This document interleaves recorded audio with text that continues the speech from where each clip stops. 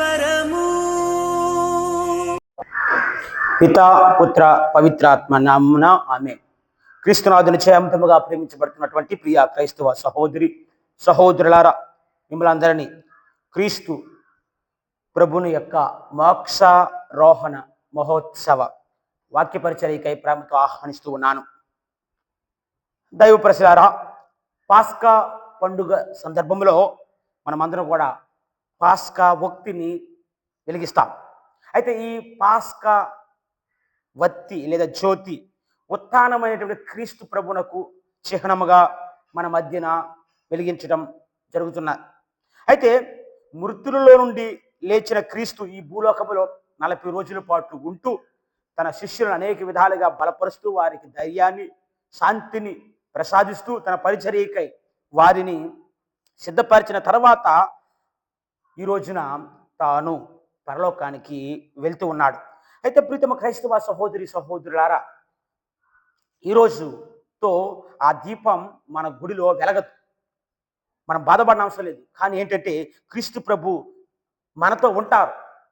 ఆయన పరలోకానికి వెళ్ళినప్పటికి కూడా భౌతికంగా మనతో లేనప్పటికి కూడా ఆయన యొక్క సహకారము, ఆయన యొక్క ఆత్మ మనతో ఉంటూ మన బాధ్యతను తగిన విధముగా ముందుకు నడిపించడానికి కావాల్సిన శక్తిని యుక్తిని తాను మనకు ఎప్పుడు కూడా ప్రసాదిస్తూనే ఉంటాడు. మనము జీవించడానికి, తనకు సాక్షులుగా ఉండటానికి కావలసిన శక్తి కోసం, యుక్తి కోసం ప్రార్థన చేయాలి. కావున ప్రీతమ క్రైస్తవ సహోదరి సహోదరులారా, ఒకసారి ఒక కుటుంబము చాలా ఆర్థిక సమస్యలతో బాధపడుతూ ఉంది. అయితే ఈ ఆర్థిక సమస్యలు ఏ విధంగా తీర్చాలి అని వారికి సలహాలు లేకపోవడం వల్ల వారికి ఏమీ తోచకపోవడంతో చివరికి వారు విషం తాగి చనిపోవాలనుకున్నారు. ఆ కుటుంబానికి, ఆ భార్యాభర్తలకి 4 పిల్లలు. అయితే ఆ చిన్నవాడు చివరికి, ఆ 4వ కుర్రవాడు తన తండ్రితో ఈ విధంగా అంటున్నాడట ఒక రోజున, నాన్న, మనం చనిపోవడానికి చాలా మార్గాలు ఉన్నాయి కదా, there are many ways to die, is there one way to live, is not there one way to live అని అన్నాడంట. అంటే మనం చనిపోవడానికి చాలా మార్గాలు ఉన్నప్పుడు మనం జీవించడానికి ఒక మార్గం కూడా లేదా అని ప్రశ్నించాడంట. ఈ ప్రశ్న తండ్రి యొక్క హృదయాన్ని తాకడం మనం చూస్తున్నాం. చివరికి ప్రీతమ క్రైస్తవ సహోదరి సహోదరులారా, అప్పటి నుండి తండ్రి ఒక నిర్ణయం తీసుకున్నాడు. ఇక మీదట ఏది సమస్య వచ్చినా, ఏ బాధలు వచ్చినా నిలబడి ముందుకు సాగాలి, జీవించాలి. అవును ప్రీతమ క్రైస్తవ సహోదరి సహోదరులారా, మానవాళి రక్షణలో క్రీస్తు ప్రభువు ప్రథమ ఫలమని చెప్పాలి. ఆయన మనలో ఒకటిగా జీవించి మరణించి ఉత్థానమై ఇప్పుడు స్వర్గానికి వెళ్ళారు. కాబట్టి క్రీస్తు మన సోదరుడు. మన సోదరుడైనటువంటి క్రీస్తు తన ప్రాణాన్ని మనకు అర్పించి చివరికి పరలోకానికి వెళ్ళినప్పుడు మనమందరము కూడా చివరికి ఆ మోక్షంలో చేర్చబడాలి. ఆ మోక్షారోహణం అనేది మన జీవితాల్లో కూడా జరగాలి. అది జరుగుతుందని గట్టి నమ్మకంతో ముందుకు నడవాలి. క్రీస్తు చనిపోయిన తర్వాత సజీవుడిగా లేవబడి చనిపోయిన వారిలో ప్రథమ ఫలముగా ఉన్నాడని పునీత పౌలు గారు 1 కొరింథీయులకు రాసిన లేఖలో 15వ అధ్యాయము 20వ వచనంలో తెలియజేస్తున్నాడు. కాబట్టి చనిపోయిన వారిలో క్రీస్తు ప్రభు ప్రథమ ఫలం అంటే ఏంటో మనం చక్కగా అర్థం చేసుకోవాలి. పూర్వ వేదంలో చూస్తే యూదులందరూ కూడా తమ పంటలో పండినటువంటి మొదటి ఫలాన్ని దేవునికి ఇచ్చేవారు. తమ మందల్లో ఉన్నటువంటి గొర్రె పిల్లను, మొదటి గొర్రె పిల్లను దేవునికి బలిగా ఇచ్చేవారు. అలానే తమ తొలిచూలు మగబిడ్డను కూడా దేవునికి సమర్పించేవారు. అయితే దేవుని సన్నిధిలో దేవాలయంలో సమర్పించినప్పుడు ఆ కుమారునికి బదులుగా ఒక గొర్రె పిల్లను వారు వధించి బలిగా ఇచ్చేవారు.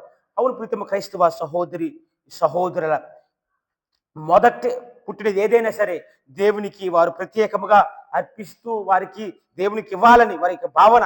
ఈ విధంగా దేవునికి అర్పించబడిన తర్వాత వచ్చే పంటంతా కూడా అది పవిత్రీకరించబడుతుందని, శుద్ధి చేయబడుతుందని వారు నమ్మేవారు.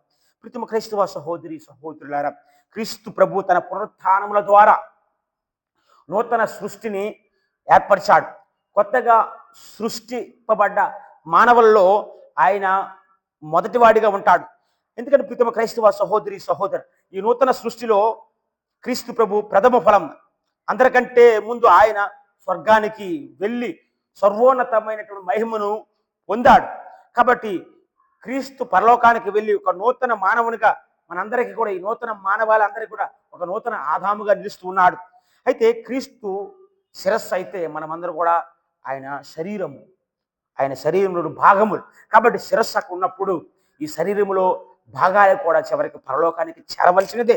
కాబట్టి ఆయన హృదయాన్ని మనకి ప్రసాదించాలని, మన కోరికలు, ఆశలు, ఆశయాలన్నీ కూడా ఆ పరలోకం వైపే మనం తిప్పే విధముగా మన హృదయం స్పందించాలని మనం క్రీస్తు కోసం ఈనాటి దివ్య పూజాబల్లో ప్రార్థన చేయాలి. అదే విధముగా ఈరోజు పరలోకములో క్రీస్తు ప్రభు పట్టాభిషేకం జరిగింది. పట్టాభిషేకం జరిగింది. ఎందుకంటే ఈ దినము క్రీస్తు ప్రభువునకు పరలోకములో, స్వర్గములో సన్మానం జరుగుతుంది. పరలోక వాసులందరూ కూడా ఆయన్ను ఎదురేగి ఆహ్వానిస్తారు. క్రీస్తు భూలోకములో తన కర్తవ్యాన్ని, తండ్రి చిత్తాన్ని చాలా చక్కగా ముగించుకొని ఈనాడు పరలోకానికి వెళ్తున్నాడు. ద్వారపాలకులందరూ కూడా ఆనందోత్సవాలతో ఆయనకు తలుపులు తెరుస్తారు. పితైన సర్వేశ్వరుడు సుతుని ఆనందముతో, కుమారుని ఆనందముతో కౌగిలించుకొని మహిమానిత సింహాసనంపై వైపు నడిపిస్తూ దాని మీద కూర్చుండబెడతాడు. దేవదూతలందరూ కూడా ఆయనకు ఎదురు వెళ్తారు. పునీతులు ఆయన ఆహ్వానిస్తారు. వేద సాక్షులు ఆయన చుట్టూరు కూడా గుమికూడి ఉంటారు. మరి ప్రీతమ క్రైస్తవ సహోదరి సహోదరు, ఈరోజు ఆనందముతో స్వాగతం గీతాలు పాడే సందర్భం. కాబట్టి ప్రీతమ క్రైస్తవ సహోదరి సహోదరులారా, వాక్యం తెలుపుతున్నట్లుగా నేను చివరికి ఈ ఆనంద స్వాగతాన్ని పలుకుతూ ఆ సమయంలో తండ్రి తన కుమారుని, నేను నీ శత్రువులను నీ పాదములకు పీఠముగా చేయ వరకు నా కుడి పార్శ్వమున కూర్చుండము అని పలుకుతూ మహిమానితమైనటువంటి సింహాసనపై క్రీస్తు ప్రభువును కూర్చుండబెట్టి పరలోక భూలోకానికి రాజుగా ఆయనకు పట్టాభిషేకము చేస్తాడు.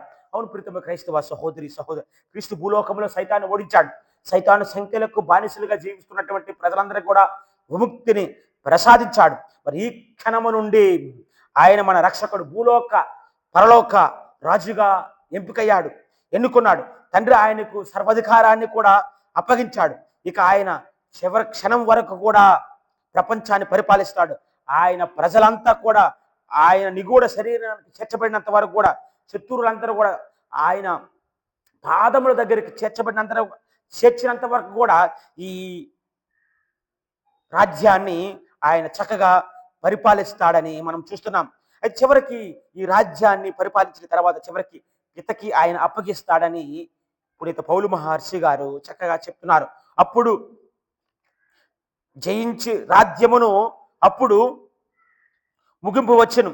పరిపాలకులను, అధికారులను, శక్తులను అందరినీ క్రీస్తు జయించి రాజ్యమును పితయగు దేవునికి అప్పగించెను.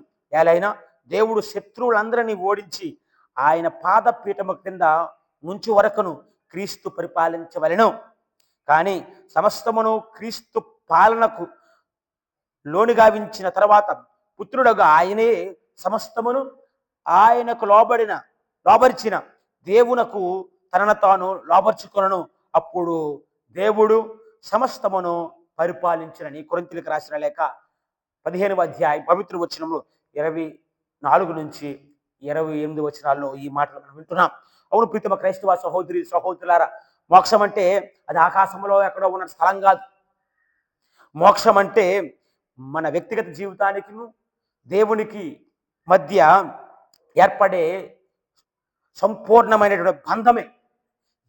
పరలోకం అంటే ఎక్కడైతే మనుష్యులు ఒక కుటుంబంలో ఉన్నటువంటి బిడ్డలుగా ప్రేమానురాగాలతో, ఆప్యాయతతో, అనురాగముతో, శాంతి సమాధానాలతో జీవిస్తారో అదే నిజమైనటువంటి పరలోకము.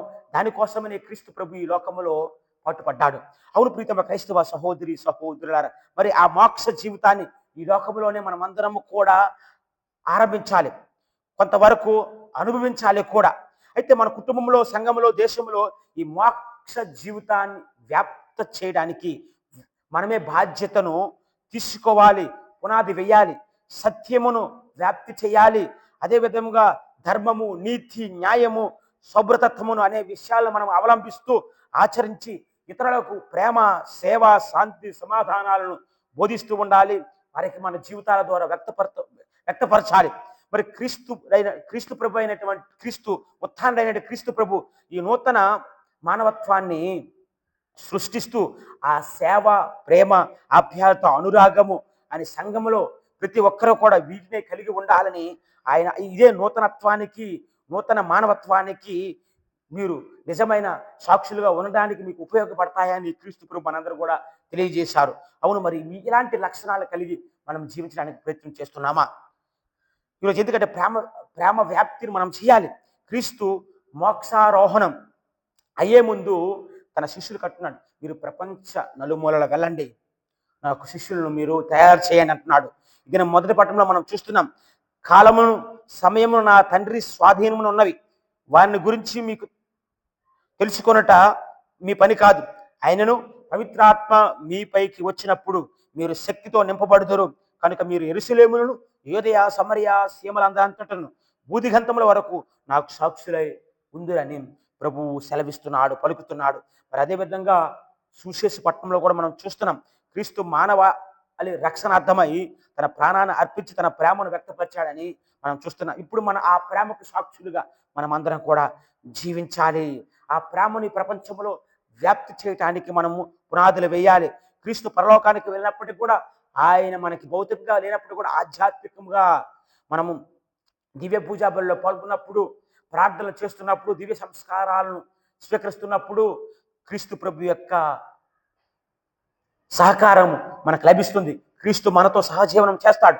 కాబట్టి ఇప్పుడు మనము చేయవలసినటువంటి పని ఏంటంటే, ఆయన ప్రేమకు సాక్షులుగా జీవించాలి. ఆయన చెప్పినది మనము ఈ లోకంలో నెరవేర్చడానికి, తండ్రి చిత్తాన్ని ఆయన ఏ విధంగా అయితే నెరవేర్చడం, మనము కూడా ఇంకొన్ని జీవించడానికి కష్టాలు బాధలు వస్తుంటాయి, నష్టాలు జరుగుతుంటాయి, అపనిందలు వస్తుంటాయి. కానీ క్రీస్తు కోసం మనమందరం కూడా సాక్షులుగా నిలవాలి. ఈనాటి ప్రసంగంలో ఒక చిన్న కథ చెప్పిన విధంగా చివరికి చిన్న కొడుకు యొక్క మాటలు విని తండ్రి జీవించడానికి ఒక నిర్ణయం తీసుకున్నాడు. ఈ కష్టాలు బాధలు వస్తున్నప్పుడు మనం వెనుదిరగకూడదు. క్రీస్తు ప్రభువు కూడా ఇవి అనుభవించాడు.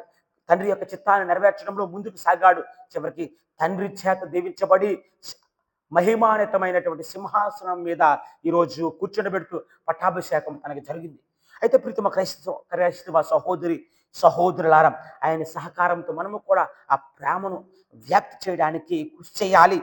ఇప్పుడు మనము పడుచున్న కష్టములు మనకు వ్యక్తమనర్చబడుతున్న వైభవముతో ఎంత మాత్రమును సరిపోల్చదగినవి కాదని పునీత పౌలు మహర్షి రోమిలికి రాసిన లేఖ 8వ అధ్యాయం 18వ వచనంలో పలుకుతున్నాడు. కాబట్టి దైవ ప్రజలారా, క్రీస్తు ప్రభువు చెప్పిన ఆ ఆజ్ఞను, ఆ ప్రేమను ఇతరులకి, సమాజానికి, దేశానికి, ప్రపంచానికి పంచబెట్టడానికి, అందించడానికి కావలసినటువంటి శక్తిని, యుక్తిని ఆ దేవాదేవుడు ప్రసాదించాలని దివ్య పూజా బలిలో ప్రార్థించుదాం.